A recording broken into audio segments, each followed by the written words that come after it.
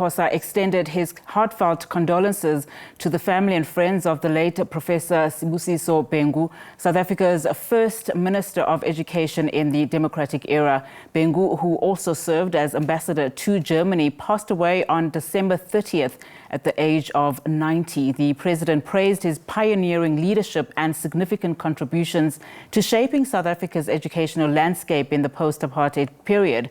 Vincent Magwenya, the president's spokesperson, highlighted Bengu's innovation and dedication during a critical time of transformation for the nation. To speak more on this, let's now welcome Professor Mary Metcalfe from the University of Johannesburg School of Public Management.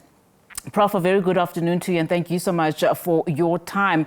So just going back to that statement by President Cyril Ramaphosa saying that the late Professor Bengu made a significant contribution to shaping South Africa's educational landscape in the post-apartheid period. How difficult a task do you think he had in consolidating the segregated education system and those in the former homeland state post-apartheid? Thank you, Nati. And like many other South Africans, I want to express my condolences to the family and friends. But we must remember that in 1994, what the country inherited was as many as 18 different education departments. You might want to unpack that. But these 18 education departments were profoundly unequal. There was a hierarchy within that of funding, of the quality of education that was provided, and there was a need for transformation. What the transformation process that began in 1994, and if we recall some of the critical steps that were taken, such as the Education and Training White Paper and the South African Schools Act that was passed in 1996, that built on the work of many during the anti-apartheid struggle. The National Education Coordinating Committee had started a process called the National Education Policy Initiative. That and the work of the ANC prior to 1994 laid the basis for the integration of these 18 education departments into a single, non-racial, working towards equality education department that is national with the provincial departments. It was a massive task. I could talk about that task for a long time because of its complexity, and its complexity in mapping the old geography of apartheid and the new geography of our 9 provinces. And I want to just stay on that point, just looking at a man of his caliber, how he then assumed that role to manage that portfolio. I mean, he's played a huge role in the education sector, from teacher in the early 1950s to then founding and running a high school, we believe, to being appointed Director of Student Affairs in the late 70s. In fact, when he was appointed to be the first education minister in the country, I think he'd been in the sector for more than 40 years already. Notwithstanding, of course, the criticism around government during those years, when you consider that he oversaw, like you said, the integration of those 18 separate departments into a single inclusive structure, how important was it to have that background in education like Professor Bengu had during that time?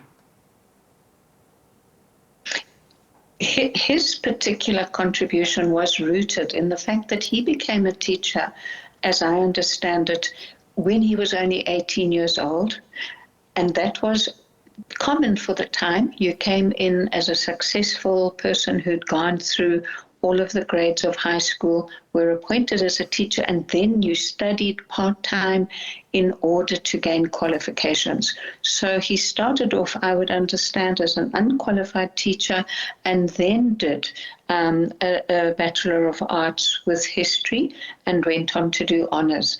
Now, he did spend an extended period of time in exile, so he was not as involved in the ongoing education struggles between the time that he went into exile in 1978, where he then worked with the Lutheran World Foundation on social research.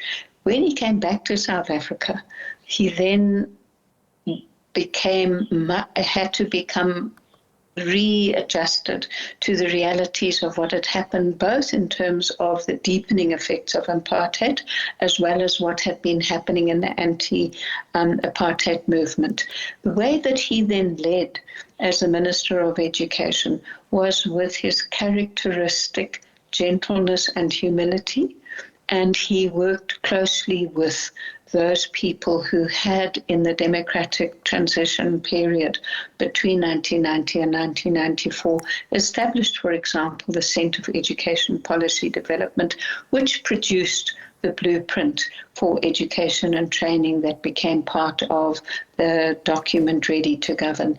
Critical to that was the integration of education and training, the establishment of the National Qualification Framework, so that this disjoint world of education, very separate from what was happening in the training field, was integrated with the NQF. The Education and Training White Paper was fundamentally built on all of that work, and he led the process of bringing in the best people, remembering that he appointed Jabani Manganyi as his Director General, a phenomenal South African, a man of huge intellect, who was able to bring these pieces together, give guidance to the 9 provincial MECs and the departments that they were establishing.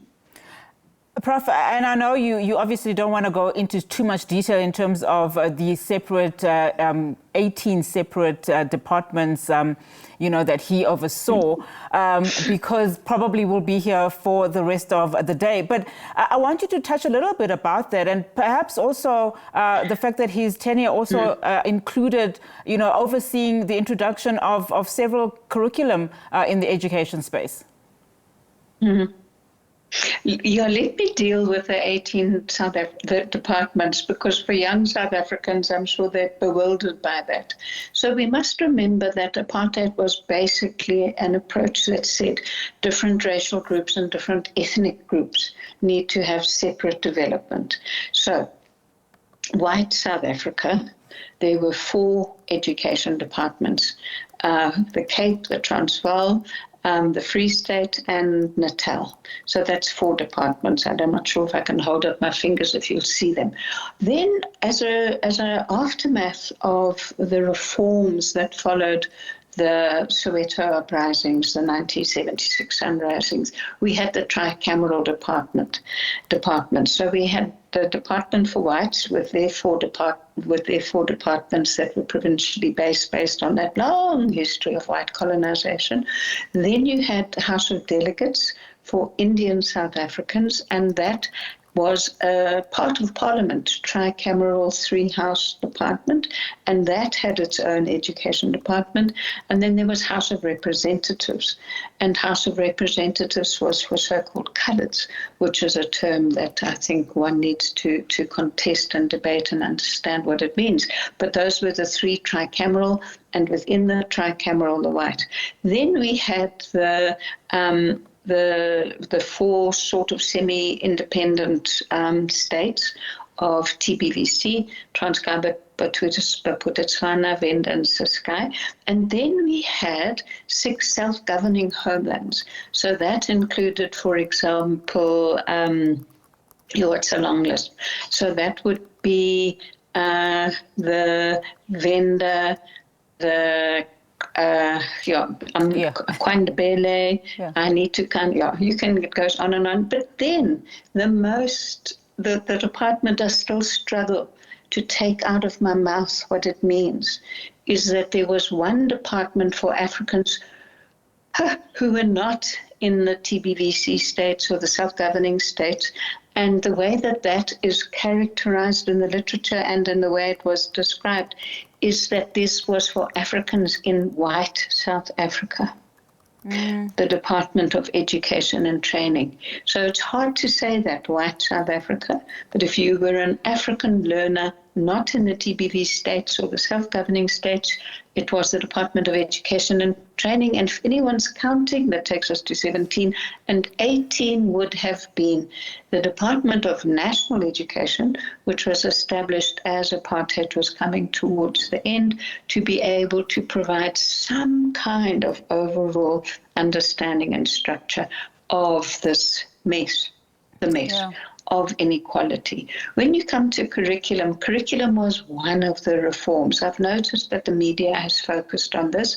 In all of these reforms, the work was built in an inclusive way on work that had been done during the transition, in the critiques that came from people who struggled against apartheid about what was wrong with the system we were inheriting. So Curriculum 2005 was one of the initiatives. But other initiatives, such as the National Qualification Framework, all of that were critical and were a culmination of struggle and resistance to apartheid education.